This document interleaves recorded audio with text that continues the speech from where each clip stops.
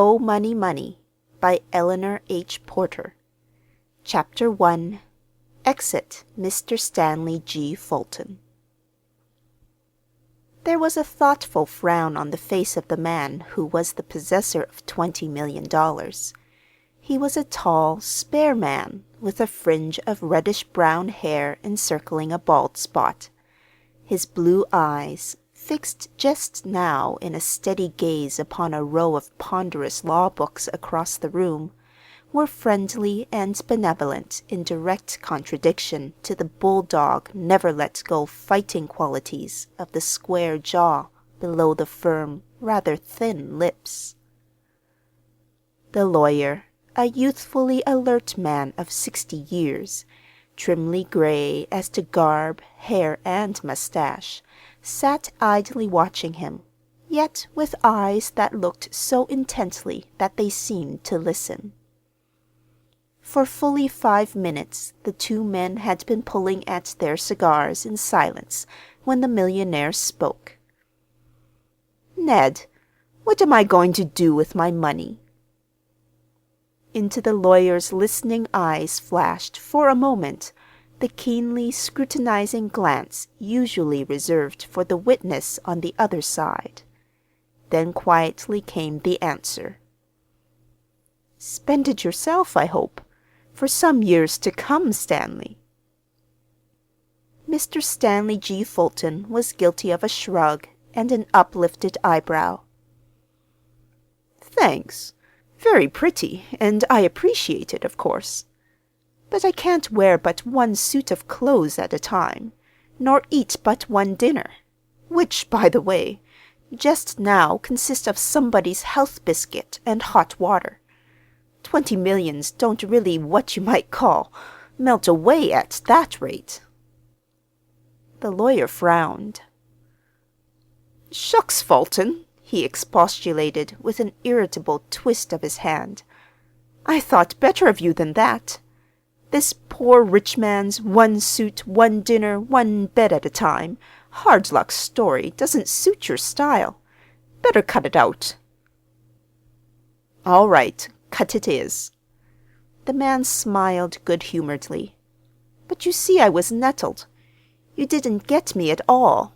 I asked you what was to become of my money after I'd done spending it myself. The little that is left, of course." Once more from the lawyer's eyes flashed that keenly scrutinizing glance. "What was it, Fulton? A midnight rabbit? Or a wedge of mince pie not like Mother used to make? Why, man alive, you're barely over 50 yet. Cheer up. It's only a little matter of indigestion. There are a lot of good days and good dinners coming to you yet." The millionaire made a wry face. "Very likely, if I survive the biscuits. But seriously, Ned, I'm in earnest. No, I don't think I'm going to die, yet a while. But I ran across young Bixby last night. Got him home, in fact. Delivered him to his white-faced little wife. Talk about your maudlin idiots." "Yes, I know. Too bad, too bad." Well, that's what 1 million did, inherited. It set me to thinking of mine when I get through with them." "I see." The lawyer's lips came together a little grimly. "You've not made your will, I believe." "No. Dreaded it somehow. Funny how a man'll fight shy of a little thing like that, isn't it? And when we're so mighty particular where it goes while we're living." "Yes, I know. You're not the only one. You have relatives somewhere, I surmise." "Nothing nearer than cousins, third or fourth, back east. They'd get it, I suppose, without a will." "Why don't you marry?" The millionaire repeated the wry face of a moment before. "I'm not a marrying man. I never did care much for women. And I'm not fool enough to think that a woman would be apt to fall in love with my bald head. Nor am I obliging enough to care to hand the millions over to the woman that falls in love with them, taking me along as the necessary sack that holds the gold. If it comes to that, I'd rather risk the cousins. They at least are of my own blood, and they didn't angle to get the money." "You know them?" "Never saw 'em." "Why not pick out a bunch of colleges and endow them?" The millionaire shook his head. "Doesn't appeal to me, somehow. Oh, of course it ought to, but it just doesn't. That's all. Maybe if I was a college man myself. But, well, I had to dig for what education I got." "Very well. Charities, then. There are numberless organizations that—" He stopped abruptly at the other's uplifted hand. "Organizations? Good heavens, I should think there were. I tried 'em once. I got that philanthropic bee in my bonnet, and I gave thousands, tens of thousands to 'em. Then I got to wondering where the money went." Unexpectedly, the lawyer chuckled. "You never did like to invest without investigating, Fulton," he observed. With only a shrug for an answer, the other plunged on. "Now understand, I'm not saying that organized charity isn't all right and doesn't do good, of course. Neither am I prepared to propose anything to take its place. And maybe the 2 or 3 I dealt with were particularly addicted to the sort of thing I objected to. But honestly, Ned, if you'd lost heart and friends and money, and were just ready to chuck the whole shooting match, how would you like to become a case, say, number 23,741, ticketed and docketed, and duly apportioned off to a 6x9 rule of do this and do that, while a dozen spectacled eyes watched you being cleaned up and regulated and wound up with a key made of just so much, and no more pats and preachments carefully weighed and labeled? How would you like it?" The lawyer laughed. "I know.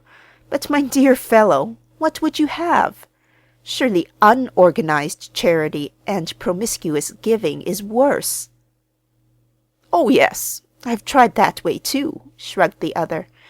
"There was a time when every Tom, Dick, and Harry with a run-down shoe and a ragged coat could count on me for a 10-spot by just holding out his hand, no questions asked. Then a serious-eyed little woman sternly told me one day that the indiscriminate charity of a millionaire was not only a curse to any community, but a corruption to the whole state. I believe she kindly included the nation as well, bless her. And I thought I was doing good."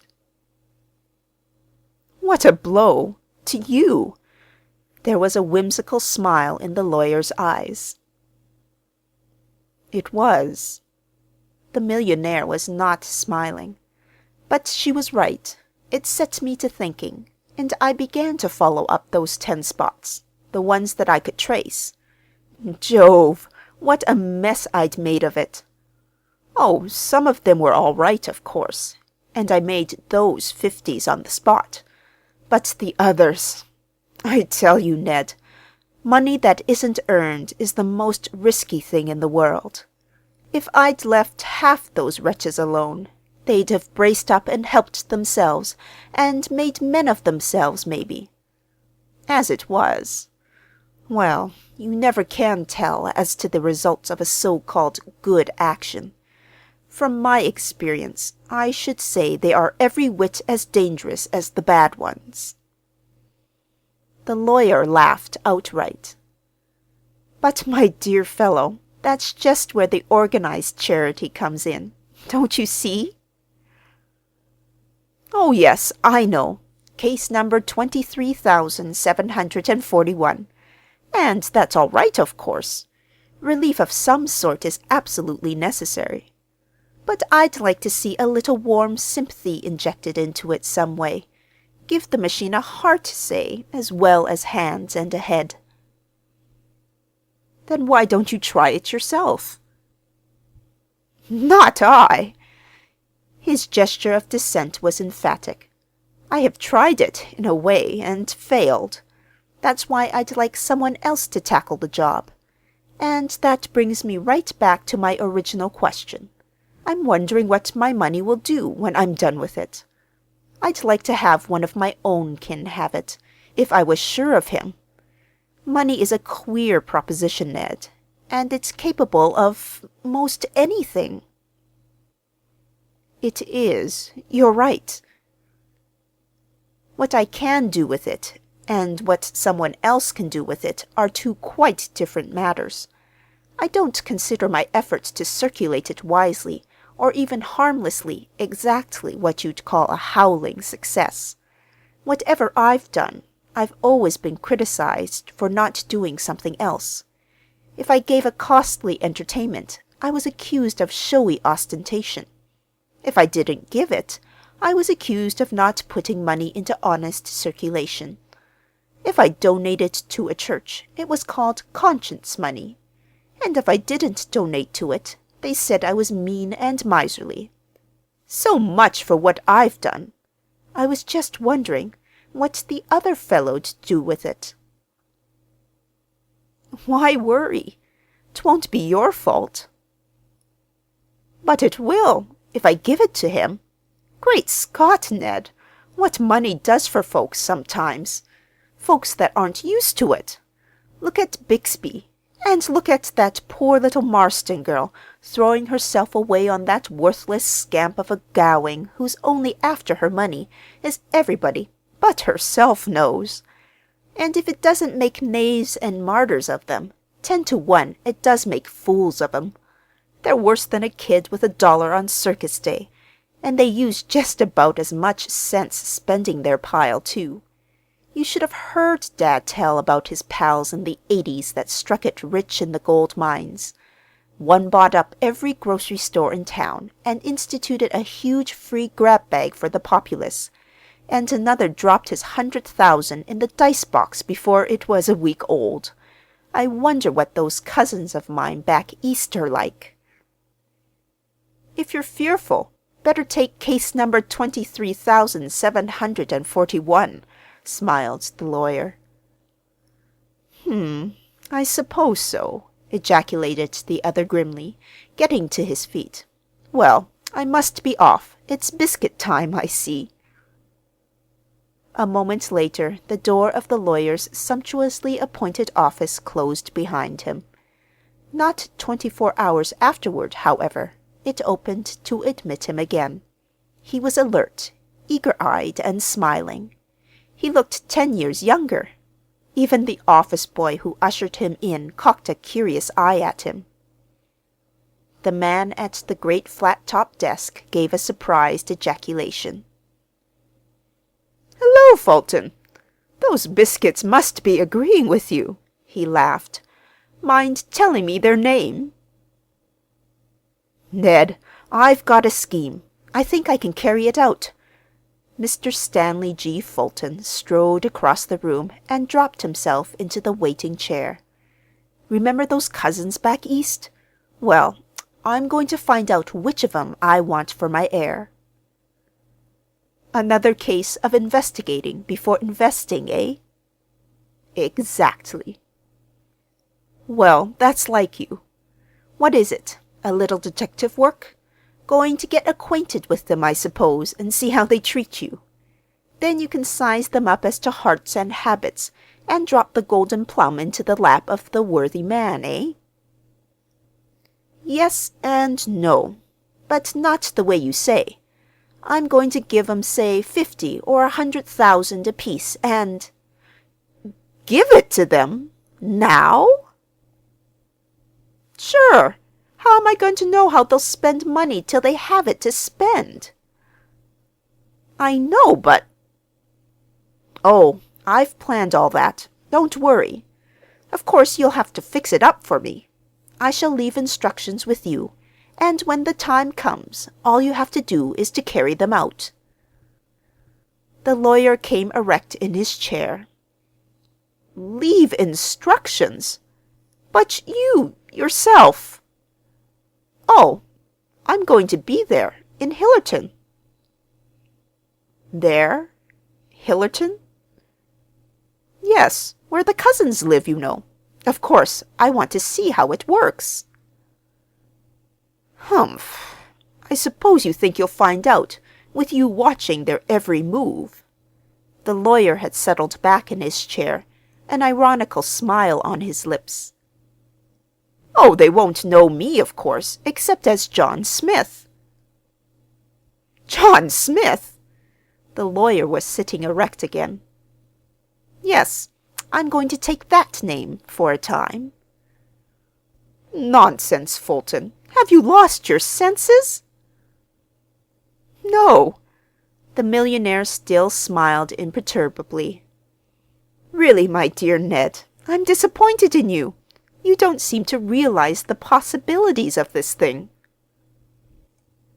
"Oh, yes, I do. Perhaps better than you, old man," retorted the other with an expressive glance. "Oh, come, Ned, listen. I've got 3 cousins in Hillerton. I never saw them, and they never saw me. I'm going to give them a tidy little sum of money apiece, and then have the fun of watching them spend it. Any harm in that? Especially as it's no one's business what I do with my money." No, I suppose not. If you can carry such a wild scheme through." "I can, I think. I'm going to be John Smith." "Nice distinctive name."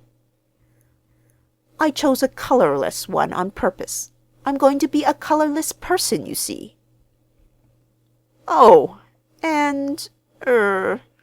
do you think Mr. Stanley G. Fulton, multi-millionaire, with his pictured face in half the papers and magazines from the Atlantic to the Pacific, can hide that face behind a colorless John Smith?" "Maybe not, but he can hide it behind a nice little close-cropped beard." The millionaire stroked his smooth chin reflectively. "Humph. How large is Hillerton?" 8 or 10,000. Nice little New England town, I'm told." "And your, business in Hillerton, that will enable you to be the observing fly on your cousins' walls?" "Yes, I've thought that all out, too. And that's another brilliant stroke. I'm going to be a genealogist. I'm going to be at work tracing the Blaisdell family. Their name is Blaisdell. I'm writing a book which necessitates the collection of an endless amount of data. Now how about that fly's chances of observation, eh?" "Mighty poor if he's swatted. And that's what he will be. New England housewives are death on flies, I understand." "Well, I'll risk this one." "You poor fellow." There were exasperation and amusement in the lawyer's eyes, but there was only mock sympathy in his voice. "And to think I've known you all these years and never suspected it, Fulton." The man who owned 20 millions still smiled imperturbably. "Oh, yes, I know what you mean, but I'm not crazy. And really, I'm interested in genealogy, too. And I've been thinking for some time I'd go digging about the roots of my ancestral tree. I have dug a little in years gone. My mother was a Blaisdell, you know. Her grandfather was brother to some ancestor of these Hillerton Blaisdells, and I really am interested in collecting Blaisdell data. So that's all straight. I shall be telling no fibs.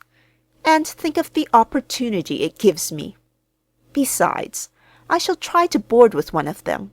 I've decided that." "Upon my word, a pretty little scheme." "Yes, I knew you'd appreciate it the more you thought about it." Mr. Stanley G. Fulton's blue eyes twinkled a little. With a disdainful gesture, the lawyer brushed this aside. "Do you mind telling me how you happened to think of it yourself?" "Not a bit. 'Twas a little booklet got out by a trust company." "It sounds like it." Oh, they didn't suggest exactly this, I'll admit. But they did suggest that, if you were fearful as to the way your heirs would handle their inheritance, you could create a trust fund for their benefit while you were living, and then watch the way the beneficiaries spent the income, as well as the way the trust fund itself was managed. In this way, you could observe the effects of your gifts, and at the same time, be able to change them if you didn't like results. That gave me an idea. I've just developed it. That's all. I'm going to make my cousins a little rich and see which, if any of them, can stand being very rich. But the money, man! How are you going to drop $100,000 into 3 men's laps and expect to get away without an investigation as to the why and wherefore of such a singular proceeding? That's where your part comes in, smiled the millionaire blandly. Besides, to be accurate, one of the laps is, a petticoat one. Oh, indeed! So much the worse, maybe. And so this is where I come in, is it? Well, and suppose I refuse to come in? Regretfully, I shall have to employ another attorney. Humph. Well. But you won't refuse. The blue eyes opposite were still twinkling. In the first place, you're my good friend, my best friend. You wouldn't be seen letting me start off on a wild goose chase like this without your guiding hand at the helm to see that I didn't come a cropper. Aren't you getting your metaphors a trifle mixed? This time the lawyer's eyes were twinkling. Eh? What? Well, maybe. But I reckon you get my meaning. Besides, what I want to do is a mere routine of regular business with you. It sounds like it. Routine, indeed. But it is. Your part. Listen. I'm off for South America, say, on an exploring tour. In your charge I leave certain papers with instructions that on the first day of the 6th month of my absence, I being unheard from, you are to open a certain envelope and act according to instructions within. Simplest thing in the world, man, now isn't it? Oh, very simple, as you put it. Well, meanwhile, I'll start for South America. Alone, of course.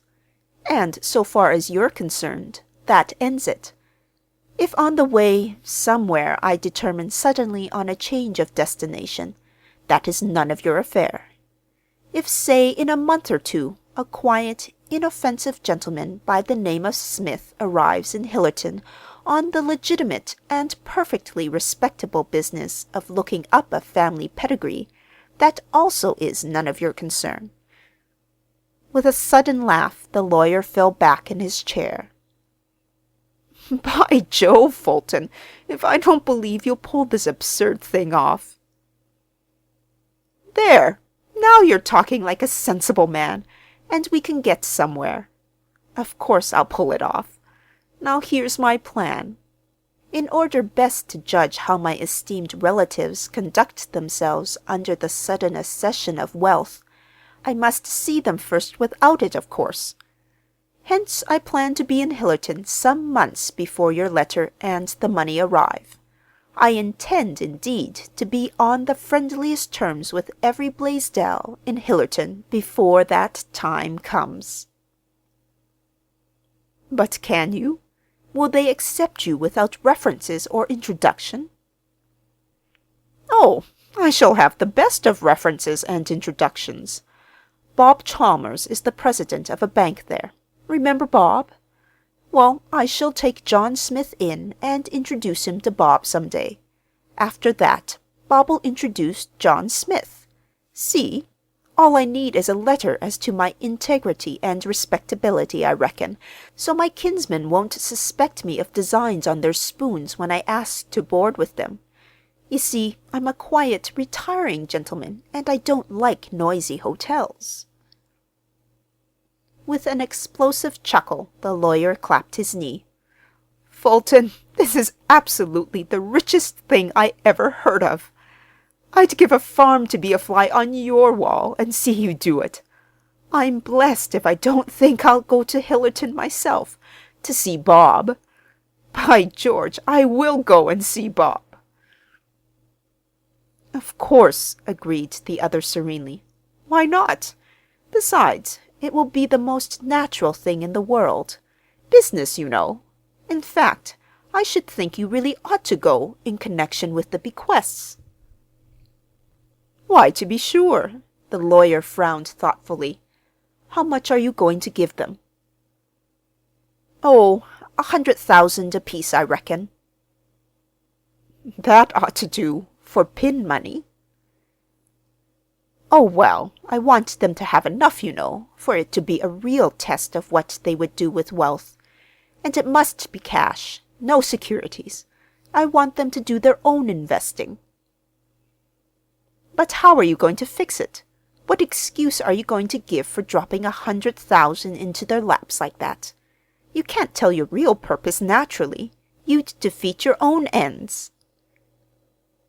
"That part we'll have to fix up in the letter of instructions. I think we can. I've got a scheme." "I'll warrant you have. I'll believe anything of you now. But what are you going to do afterward? When you found out what you want to know, I mean. Won't it be something of a shock when John Smith turns into Mr. Stanley G. Fulton? Have you thought of that?" "Yes, I've thought of that, and I will confess my ideas are a little hazy in spots. But I'm not worrying. Time enough to think of that part. Roughly, my plan is this now. There'll be 2 letters of instructions, one to open in 6 months, the other to be opened in, say, a couple of years or so. I want to give myself plenty of time for my observations, you see.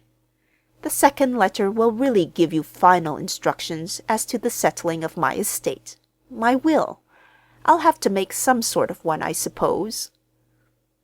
"But good heavens, Stanley, you— The lawyer came to a helpless pause.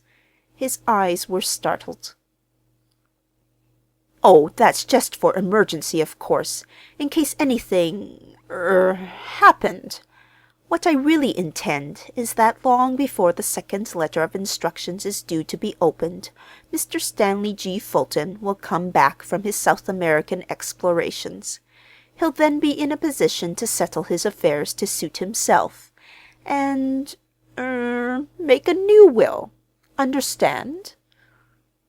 "Oh, I see. But there's John Smith. How about Smith?" The millionaire smiled musingly and stroked his chin again. "Smith? Oh, well, Smith will have finished collecting Blaisdell data, of course, and will be off to parts unknown. We don't have to trouble ourselves with Smith any longer." "Fulton, you're a wizard," laughed the lawyer. "But now about the cousins. Who are they? You know their names, of course." "Oh, yes. You see, I've done a little digging already, some years ago, looking up the Blaisdell family. By the way, that'll come in fine now, won't it? And an occasional letter from Bob has kept me posted as to deaths and births in the Hillerton Blaisdells. I always meant to hunt them up sometime, they being my nearest kith and kin. Well, with what I already had, and with what Bob has written me, I know these facts." He paused, pulled a small notebook from his pocket, and consulted it. "There are 2 sons and a daughter, children of Rufus Blaisdell. Rufus died years ago, and his widow married a man by the name of Duff.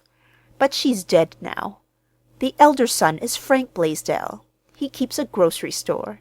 The other is James Blaisdell. He works in a real estate office.